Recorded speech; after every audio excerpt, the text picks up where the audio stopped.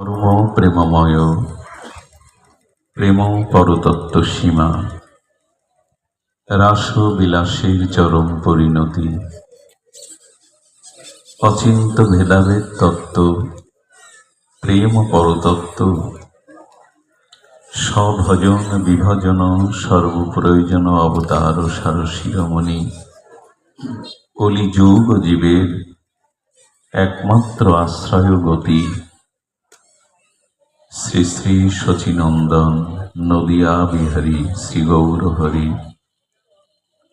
অক্রোধ পরমানন্দ অভিমান শূন্য, পতিত পাবন পতিত উদ্ধারণ, প্রেম চিন্তামণি দাতা শিরোমণি, পরম কারণী পরম দয়াল শ্রী শ্রীল নিতাই চাঁদের মহা অনুকম্পায়, শ্রী শ্রী নব যুবদন্দ রাধা মাধবের অহেতুকী করুণায়,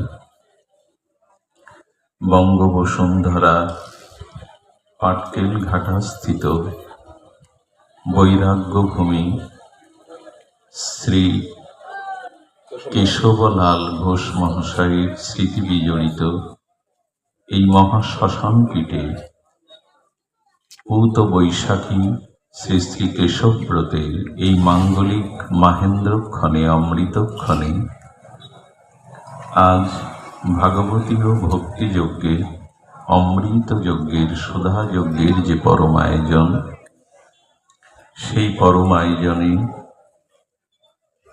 শ্রীহরিকথার শুভারম্ভে প্রারম্ভে অস্মদীয় পরমারাধ্য শ্রী গুরুপাদ পদ্ম ভো ভো বারংবার দণ্ডবাদ প্রণতিপূর্বক আজ এই অনুষ্ঠানে যিনি ইতিপূর্বে সংক্ষিপ্ত হরিকথায় ভাগবত সিদ্ধান্ত ভজন সিদ্ধান্ত জানিয়ে আমাদেরকে ধন্যাতিধন্য করেছেন, তিনি আমারই বড় গুরু ভ্রাতা পরম ভাগবত আচার্য, নামনিষ্ঠ ভাগবত নিষ্ঠ ভাগবত আচার্য শ্রী নারায়ণ কৃষ্ণ দাস মহাশয়। তার ফেলালব উচ্ছিষ্ট করুণা কণা প্রার্থনা যাচনা করে সমাগত সকল গৌর ভক্তগণ, মহাপ্রভুর অনুরাগী বৈষ্ণব কুলতিলক, সাধুজন সন্তজন মহতজন জ্ঞানীজন সুদীজন, ধর্মশীলা দেবী মূর্তি কল্যাণিয়া মাতৃগণ, সকল ভক্তচরণে দিন অতিদিনের সশ্রদ্ধ দণ্ডবত প্রণতি।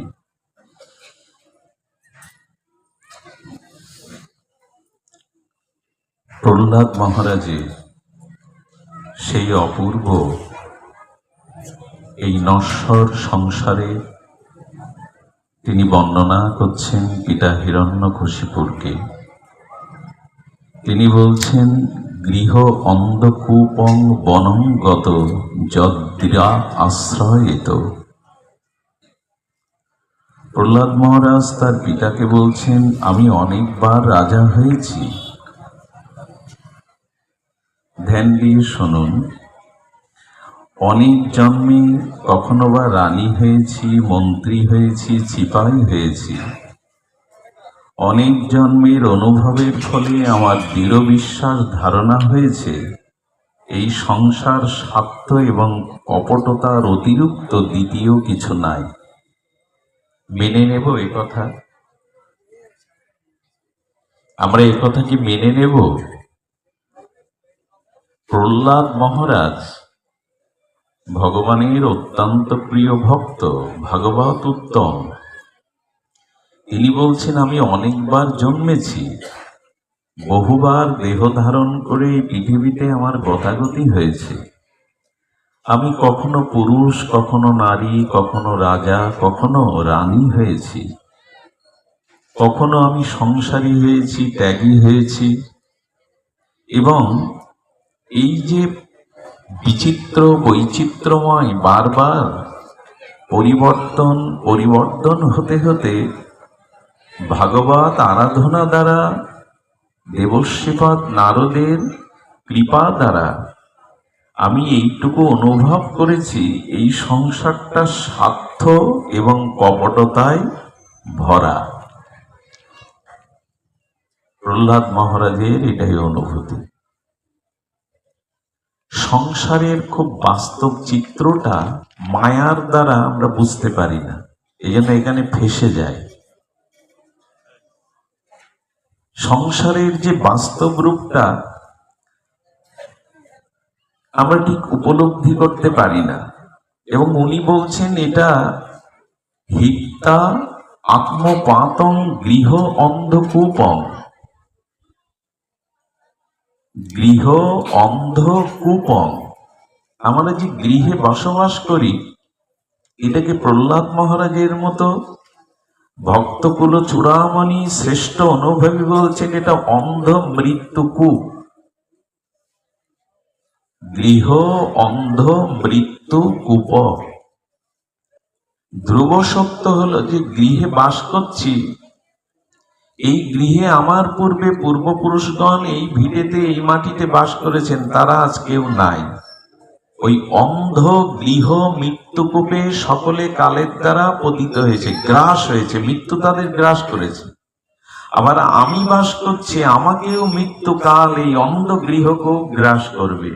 আমার পরবর্তীতে যারা পরবর্তী বংশধর আসবে, তারাও এই মৃত্যুকূপে, এখানে সকলকে মরতে হবে।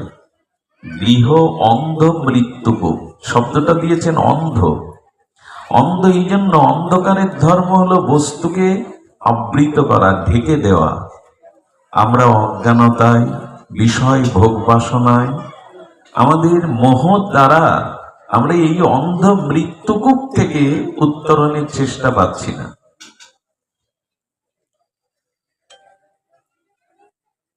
এখানে বলছেন যে দেখুন কেন তিনি বললেন, গৃহের অপর লোকের সাথে কর্তব্য করো, দায়িত্ব পালন করো, কিন্তু সংসারে কোনো প্রাণীর সাথে মন দিতে যেও না, ভালোবাসাটা প্রেমটা পুরোপুরি দিতে যেও না। স্ত্রী পুত্র কুটুম্ব সজ্জন সমাজ জাতি রাষ্ট্র সকলের প্রতি তোমার দায়িত্ব আছে, কর্তব্য আছে, কিন্তু ভালোবাসা হৃদয়ের যে অনুরাগ, এটা যাকে তাকে দিও না। এটা যাকে তাকে দিলেই বড় ভুল হয়ে যাবে। ভুল তো হয়েই গেছে। ভালোবাসা যেখানে দিতে হয়, অনুরাগ প্রীতি যেখানে নিয়োগ দিতে হয়, সেখানে দেয়নি। এই কথাগুলি প্রহ্লাদ মহারাজের অনুভূতির রাজ্যের কথা। আমার মতো সাধারণ বিষয় মাদিস জীব ঠিক ধরতে পারবে না, বুঝতে পারে, কারণ আমরা মাতামাতি করছি তো এই সংসার নিয়ে, গৃহ নিয়ে, ভোগ সুখ নিয়ে, নিজ পরিজন নিয়ে। কিন্তু উনি বলছেন অন্ধ মৃত্যুকূপ, এখানে যারা এসেছে মৃত্যুতে কবলিত হতে হয়েছে। এবং এটা বললেন খুব স্বার্থের জায়গা, এটা আমরা বুঝি।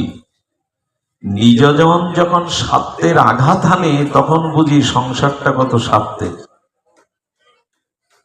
এখানে যখন আপনি অপারগ হয়ে যাবেন, যখন অন্যের সুখের আর কারণ না হবেন, অন্যকে কিছু দেওয়ার না থাকবে, তখন বুঝতে পারবেন সংসার বড় স্বার্থে।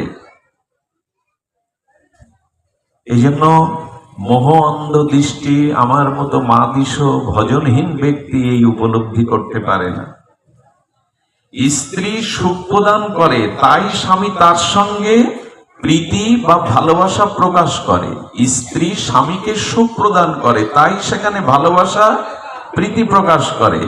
যে স্ত্রী দুঃখ প্রদান করে, তার সঙ্গে স্বামী কখনো মনের অনুরাগ প্রকাশ করতে পারে না। তার মানে কি দাঁড়ালো?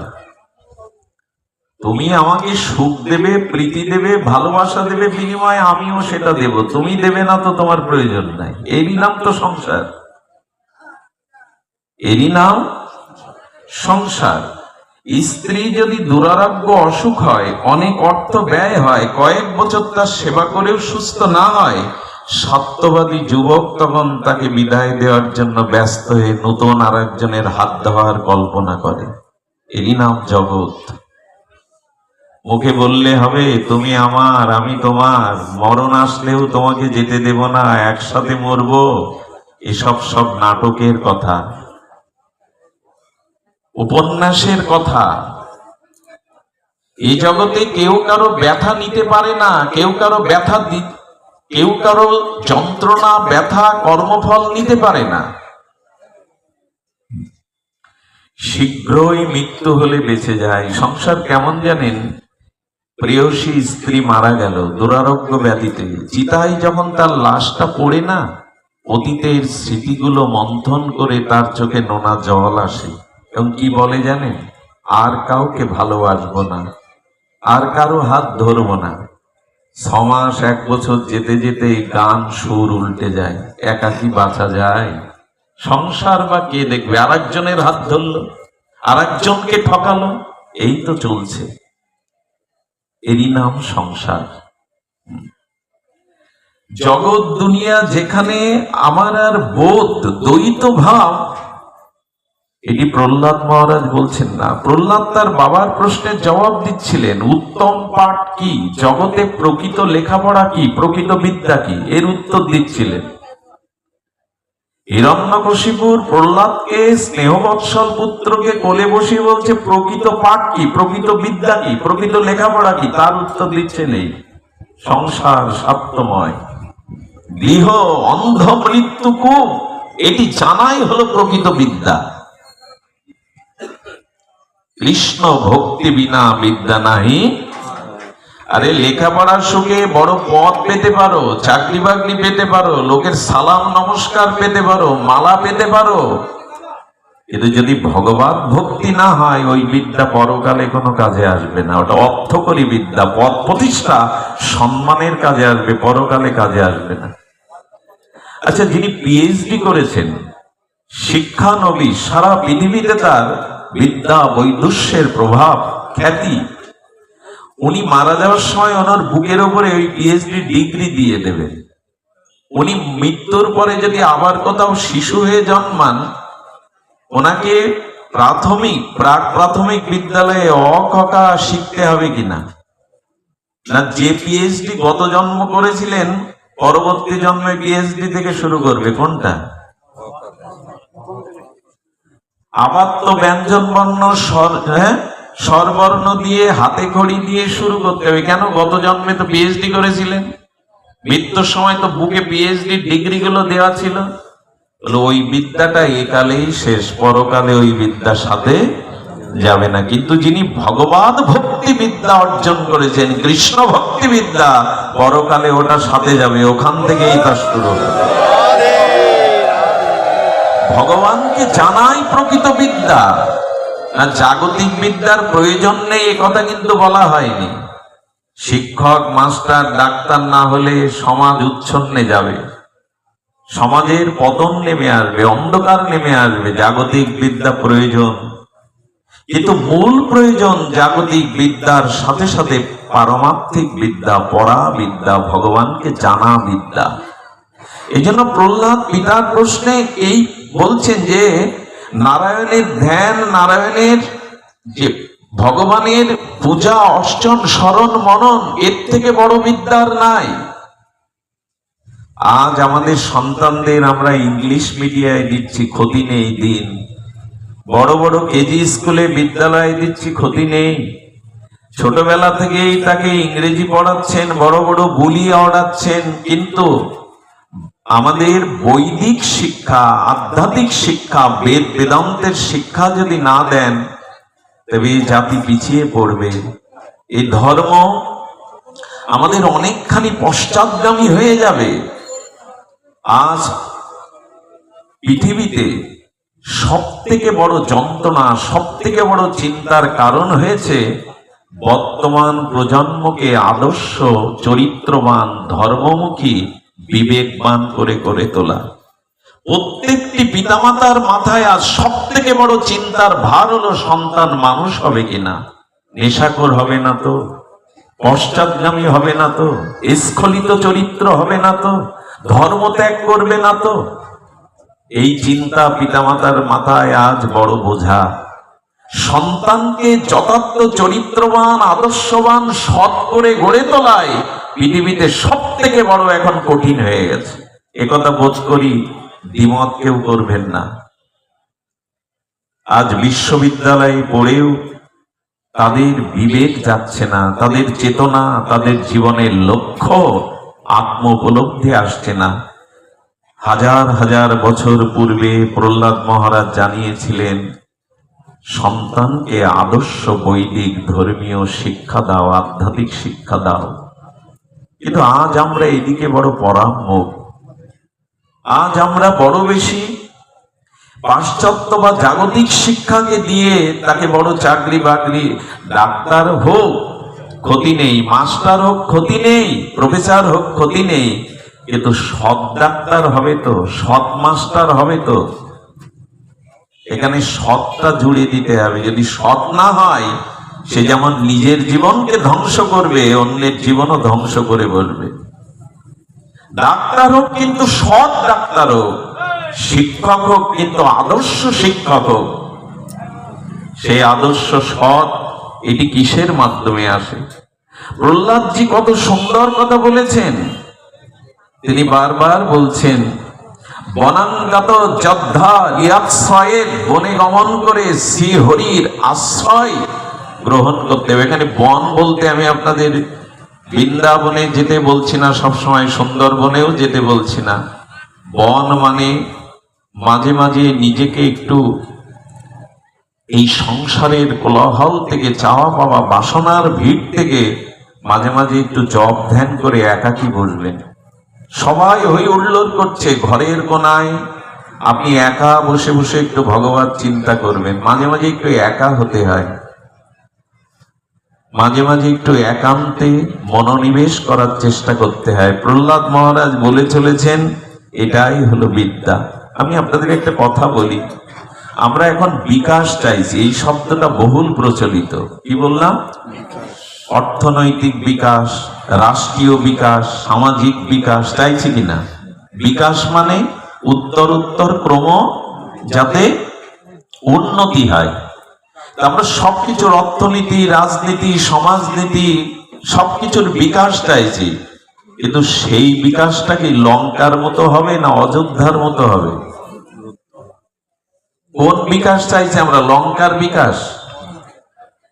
আমি কিন্তু আপনাদের কাছে বিনীত সহকারে হাত জোড় করে প্রশ্ন করছি, কোন বিকাশ চাইছি? অযোধ্যার বিকাশ না লঙ্কার বিকাশ? যদি যে লঙ্কার বিকাশ চান, ভুল হয়ে যাবে। আচ্ছা, রাবণ তিনি অর্থ বাড়াতে বাড়াতে পুরো লঙ্কাটা সোনা দিয়ে গড়লেন না? অর্থ তো আমাদের সকলের প্রয়োজন চাই। অর্থ এত রাবণ অর্জন করলেন যে পুরো নগরীটা সোনা দিয়ে মুড়িয়ে দিলেন, সোনার লঙ্কা। আচ্ছা, লক্ষ্য করুন, রাবণ ভাবত তার রিপু ইন্দ্রিয় অর্থাৎ জগতের খাদ্য খাবার, তার লোভ ও জিহ্বার লালসা ছিল। তো ভাবলো এক মুখে আর কি খাবো, 10টা মুখ করি, দুই চোখে আর জগৎ কি দেখবো, 20টা চোখ করি। করলেন কিনা? 10 দশানন 10 মাথা। এত কিছু করেও কি রক্ষা হলো? 1.25 লক্ষ কি যেন নাতি আর 1 লক্ষ পুত্র। কেউ থাকলো প্রদীপ দেওয়া? পুরো লঙ্কা পড়লো কিনা? পুরো লঙ্কা পড়লো কিনা? আমরা কি লঙ্কার বিকাশ চাইবো যে সোনা দিয়ে মুড়িয়ে দিই? অর্থ, সোনা, লোভ, লালসা, ভোগ দিয়ে সংসারটাকে গড়ে তুলি। যদি রাবণ বা লঙ্কার বিকাশ চান, এক সময় আপনাকেও পুড়তে হবে, বাতি জ্বালাবার কেউ থাকবে না। কারণ ভোগের দ্বারা যে বিকাশ, কংসের রাজত্ব ছিল না, মহামানী দুর্যোধনের সিংহাসনও টেকেনি। কত রাজেন্দ্রবর্গ, সম্রাট, তাদের রাজ্য ধূলিসাৎ হয়ে গেছে। আপনারা লক্ষ্য করেছেন, ঠাকুর হরিদাস বেনাপোল পাট বাড়িতে, আর ঠাকুর তো নামের কাঙাল, চিরদিনের ভিখারি, দন্য প্রদান। আরে ঝোপঝাড়ে বসে কুটির তৈরি করে বেনাপোল জঙ্গলে নাম করছেন, কিন্তু রামচন্দ্র খা জমিদার, রাজপ্রাসাদ বাড়ি, হরিদাসের চরিত্র হননের জন্য। আচ্ছা, হরিদাসের প্রতি রামচন্দ্র খানের ক্রোধ এলো কেন? হরিদাস তো কারোর সাথে ব্যবসায়িক প্রতিযোগিতায় নামেনি, রাজনীতির মঞ্চে ভোটের প্রতিযোগিতায় নামেনি, তো জঙ্গলে বসে বসে যে হরিনাম করছে তার প্রতি বিরোধ আসলো কেন রামচন্দ্রের? আসলো কেন জানেন? ওই নেংটি পরা কাঙাল ভিখারি সাধুর সুনাম করে সবাই, সবাই তাকে যশগান করে, প্রণাম করে, অথচ আমি রাজা, আমি জমিদার, আমাকে মানুষ ভয়ে ছাড়া শ্রদ্ধায় সম্মান করে না। এই জগতে সব থেকে বড় সমস্যা হলো মাৎসর্য। মাৎসর্য কথার অর্থ হলো অপরের উন্নতি, অপরের কল্যাণ, অপরের শ্রেয় দেখে আমার হৃদয়ে জ্বালা সৃষ্টি হওয়া। আর এটাই এখন চলছে জগতে সব থেকে বড় সমস্যা। অন্যের উন্নতি, অন্যের কল্যাণ, অন্যের মঙ্গল দেখলেই আমার চিত্তে জ্বালা ধরে, কেন ওর হবে, কেন আমার হবে না। রামচন্দ্র খানের আজ একটা ইট চিহ্ন নেই, লক্ষ্য করেছেন? তার রাজপ্রাসাদের একটা ইষ্টকও নেই, একটা ইটও নেই, অথচ হরিদাস ঠাকুরের আশ্রম আর সারা বিশ্ববিদিত হয়ে মাথা উঁচু করে দাঁড়িয়ে আছে। আমাদের সাতক্ষীরার ঐতিহ্য, সাতক্ষীরার পুরাতন মায়ের বাড়ি, যে প্রাণনাথ বাবু জমিদার বাবু জমিদারিত্বে থেকে এই মন্দির করেছিলেন, আর জমিদারের একটা ইটও নাই, অথচ মন্দির ঐতিহ্য নিয়ে দাঁড়িয়ে আছে। আপনি কোন সভ্যতা চান? রাবণের সভ্যতা, লঙ্কার সভ্যতা পুড়ে যাবে, ধ্বংস হয়ে যাবে, থাকবে না। অভিমান ভোগ বিলাসের দ্বারা যদি গড়তে থাকেন লঙ্কার রাজত্ব, ধ্বংস হয়ে যাবে। কিন্তু অযোধ্যার মাটিকে আজকে সকলে প্রণাম করছে, অযোধ্যার মাটিকে মহাধাম তীর্থ ভেবে সেখানে মানুষ তার কল্যাণ, তার মঙ্গল, তার জীবনের পারমার্থিক কল্যাণের জন্য সেই ধুলাকে মাথায় নিচ্ছে, অঙ্গে পড়ছে। এই জন্য নিবেদন করব, এই জন্য নিবেদন করব যেন আমরা লঙ্কার বিকাশ না চাই, অযোধ্যার বিকাশ চাই, যেখানে ত্যাগ আছে, বৈরাগ্য আছে, ধর্ম আছে। আমাদের সংসারকে, আমাদের সমাজকে গড়তে গেলে আগে চাই প্রহ্লাদ মহারাজের এই কথা মেনে নেওয়া, বানাঙ্কাত যদ্রি আশ্রয়িত। মাঝে মাঝে ভগবত চিন্তা, আত্মচিন্তার জন্য একটু একাকী হও। মাঝে মাঝে ভাগবত, এখানে দেখবেন আপনারা যারা খুব কর্ণ মন অর্পিত করে উৎকর্ণ হয়ে ভগবত কথা শুনছেন, আপনার মনে হবে এখানে কেউ নেই আপনি ছাড়া। আপনার মনে হবে এই উপদেশ শুধু আমার জন্য, এখানে আর কারো জন্য না। এরকম একাকী হতে হয়, মাঝে মাঝে একান্তী হতে হয়। এটি হলে আমাদের আত্মচিন্তা সহায়ক হয়, আধ্যাত্মিক চেতনার উন্মেষ হয়। আমি বারবার যে কথাটি বলতে চেষ্টা করছি সেটি হলো, দুগ্ধ 2 মণও যদি আপনার ঘরে থাকে, তা দিয়ে প্রদীপ জ্বালাতে পারবেন না। পারবেন কি? 2-5 মণ দুধ দিয়ে কোনো প্রদীপ জ্বালাতে পারবেন? অথচ 2 কেজি দুধকে মন্থন ক্রিয়া দ্বারা ঘৃত করে প্রজ্বলিত প্রদীপ সেটা জ্বালাতে পারবেন। দুগ্ধ থেকেই তো ঘৃত, কিন্তু দুগ্ধের দ্বারা প্রদীপ প্রজ্বলন হবে না। তেমনি এই সংসারে দুটোই আছে, সৎ অসৎ, সুখ দুঃখ, কল্যাণ অকল্যাণ। এখানে জগতও আছে, জগদীশ্বরও আছে। এই জন্য আপনাকে বলবো, দুগ্ধ পরিক্রিয়ার দ্বারা যেমন ঘৃত করলে প্রদীপ জ্বলবে, শুধু দুগ্ধ দিয়ে প্রদীপ জ্বলবে না, তেমন প্রহ্লাদ মহারাজ বললেন আধ্যাত্মিক ভাগবত বিদ্যা, কৃষ্ণকে জানা, ভগবানকে জানা বিদ্যা যদি অর্জন না করতে পারো, তোমার জীবন প্রদীপও জ্বলবে না, অন্ধকারে থেকে যাবে।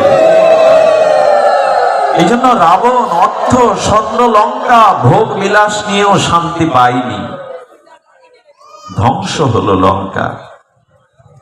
দশরথ ভগবানকে পেল কেন? এই দেখুন, 10 ইন্দ্রিয় যখন ভগবানকেই চায়, ভগবানকেই চায়, তাকে পেতে চায়, তখনই তা হয় দশরথ। আর দশরথ জানিয়ে গেল ভগবান ছাড়া এই জীবন মৃত্যু সমতুল্য। এই জন্য রাম বনে গমন করলে 6 বার রাম রাম শ্রীরাম বলতে বলতে দশরথ প্রাণ ত্যাগ করেছিলেন। যখন সারথীর কাছে শুনলেন সুমন্তের কাছে রাম বা সীতা ফিরবে না 14 বছরের আগে, ওই যে কর্ণে কথা প্রবেশ গেল, প্রাণ সম রাম রাম রাম রাম রাম রাম বলতে বলতেই প্রাণ ছেড়ে দিলেন। যারা 10 ইন্দ্রকে সংযত করে ভগবানকে চায় এরা হয় দশরথ। যারা ভগবানকে প্রাণ সম মনে করে, ভগবান ছাড়া জগতে বাঁচে না, এরা হয় দশরথ। এরাই হয় চক্রবর্তী সম্রাট, এরাই ভগবানকে পায়। এই জন্য রাবণের সভ্যতা নয়, অযোধ্যার বিকাশ চাই, অযোধ্যার সভ্যতা চাই। আমরা তা চাইছি কিনা নিজেদের কাছে ভেবে দেখতে হবে, কোন সভ্যতা চাইছি আমি। শুধু ভক্তগণ, এই জন্য ভগবান রাজ্যটাও আজকে প্রহ্লাদ মহারাজ দেখুন অপরাধ নেবেন না, এই ধর্ম জগৎটা আধ্যাত্মিক জগৎটাও আজকে একটি সমস্যায় পড়ে গেছে। আমি আগে থেকে ক্ষমা চেয়ে নিচ্ছি, ধৃষ্টতা ক্ষমা করবেন। আচ্ছা, শূর্পণখা রামকে চাইলো কিনা প্রতিরূপে? একটু কথা বলতে হবে, ভারী আলোচনা না করে একটু সহজ করি। চাইলো কিনা? তো ভগবানকে প্রতিরূপে চাওয়া কি কারো অপরাধ? কথা বলুন, অপরাধ হতে পারে না। কৃষ্ণকে তো কতজনই প্রতিরূপে চাইছে, ব্রজবালারা। তো ভগবান তোমার অপরূপ শ্যামল দুর্বাদল শ্যাম, বা তোমার সেই অপরূপ রূপ মাধুর্য জগৎ ভুলানো রূপ দেখে যদি কেউ তোমাকে প্রতিরূপে চায়, তাই বলে তার নাক কান কেটে নেবে? লক্ষণের দ্বারা তার নাক কান কেটে নেবে, অঙ্গহানি করে দেবে?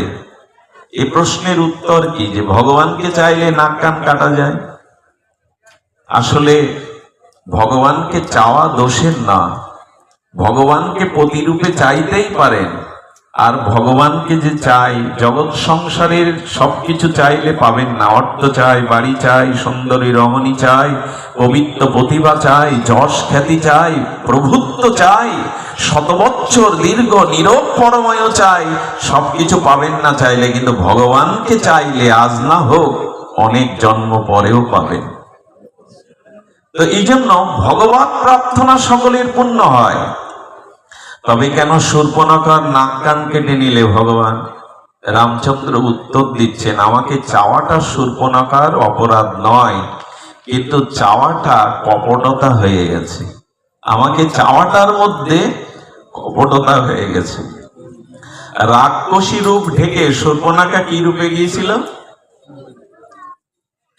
শূর্পণখা কি তার স্বরূপে গিয়েছিল? যেমন রূপ সেই পরিচয়ে গিয়েছিল? মিথ্যা নিয়ে, কপটতা নিয়ে নিজেকে ঢেকে গিয়েছিল।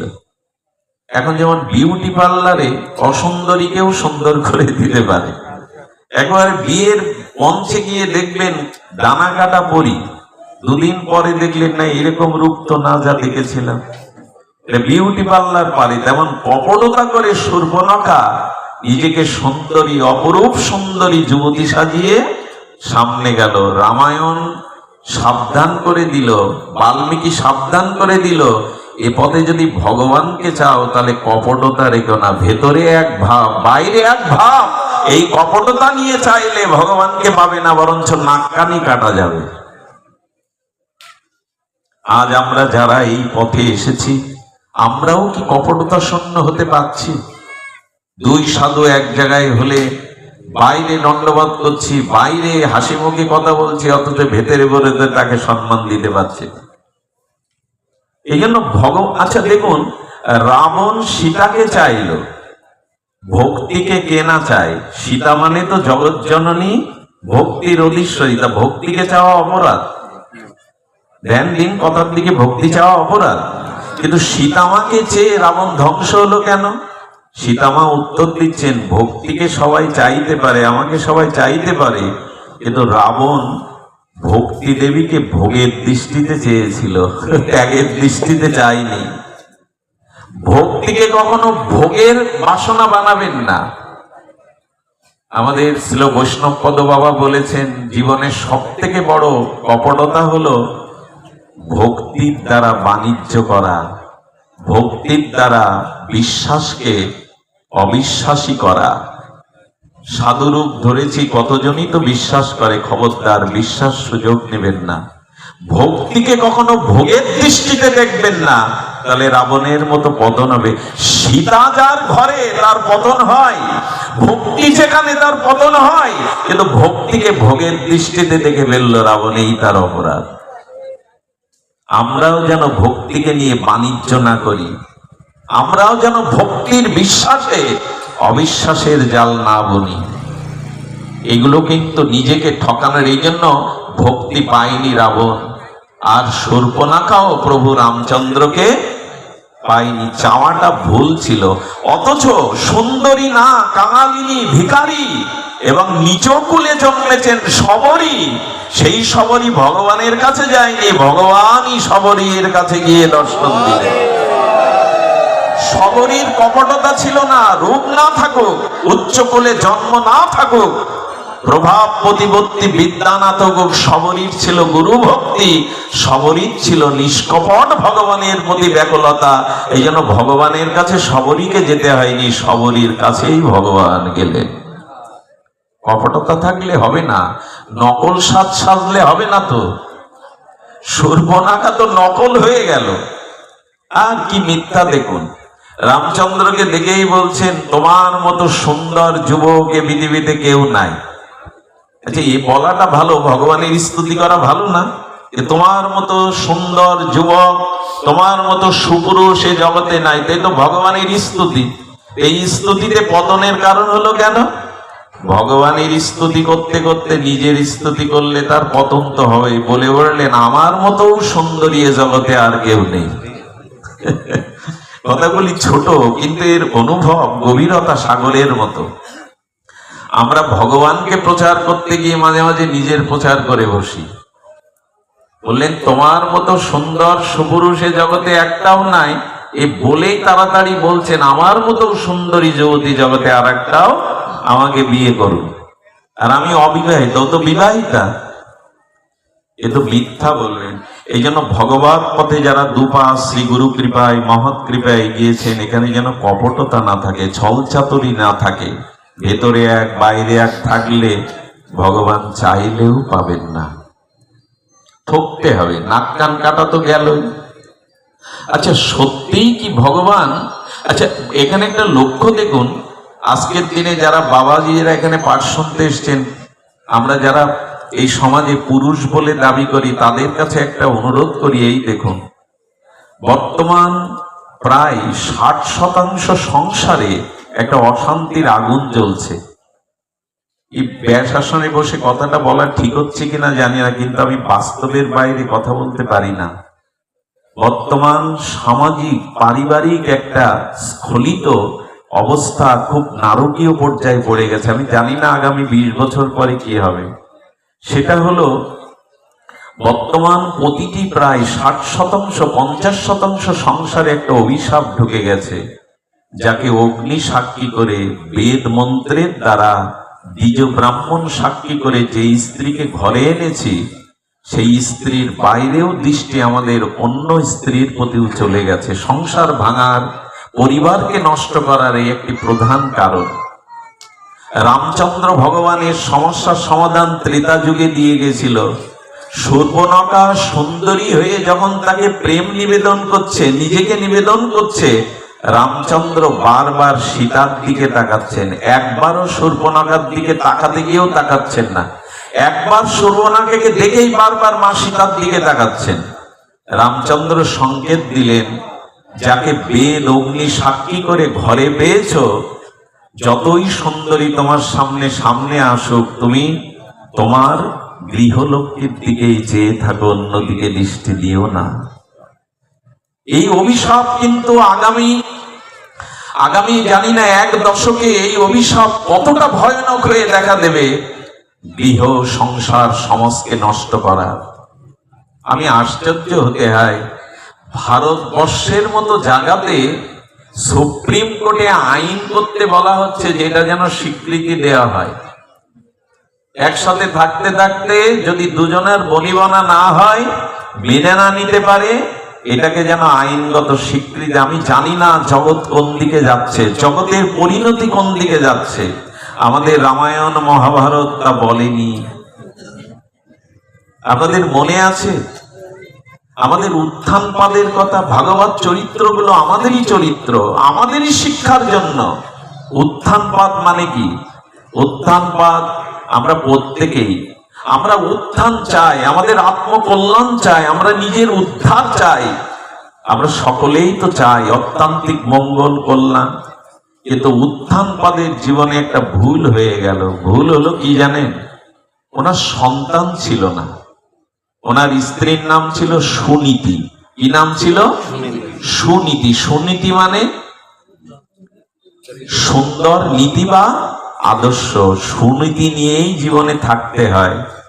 থাকতে থাকতে যখন সন্তান বা উত্তর পুরুষ এলো না, তখন সুনীতি বলল, আমি তোমাকে অনুরোধ করছি আরেকটি বিবাহ করে তুমি তোমার উত্তর পুরুষগণের জন্য আরেকটি স্ত্রী গ্রহণ করো, পানি গ্রহণ করো। সুনীতি তো তাই বলে। এই বংশের তো একজন রেখে, এই ভারতীয় নারীর আদর্শ দেখুন। সন্তানের জন্য সে স্বামীকে, আমি এখনো দেখেছি আমাদের সমাজে স্ত্রী নিজে হাতে স্বামীকে দ্বিতীয়বার বিবাহ দিয়েছে। স্ত্রী নিজে হাতে, আমি অসুস্থ, আমি এ জগতে তোমার উত্তর বংশধর রেখে যেতে পারিনি, নিজে হাতে তাকে বিয়ে দিয়েছে। এটা ভারতীয় নারীদের একমাত্র, আমাদের এই বঙ্গ জননীর কোলে আজও বাংলার মায়েদের যে ত্যাগ তিতিক্ষা আদর্শ আছে, সারা পৃথিবীতে এটা নাই। আশ্চর্য তাই যৌবনে বিধবা হলে সারাটি জীবন শাখা সিঁদুরবিহীন তার জীবনটা ওই ভিটেতে কাটিয়ে দেয়। এটা ভাবা যায় বর্তমান জগতে? এই জন্য ধন্য মা বাংলার রমণী, বাংলার সতীসাধ্যী মায়েরা। আজও সনাতন ধর্মের যেটুকু আদর্শ শাখা সিঁদুর তারা মায়েরাই রক্ষা করে চলেছে। এই জন্য মায়েরা আমাদের ধর্মটাকে, আমাদের জাতিটাকে আজও অনেক অনেক উন্নত স্তরে রেখেছেন। সারা বিশ্বের মহিলারা আজকে এই আদর্শের কাছে মাথা নত করতে বাধ্য।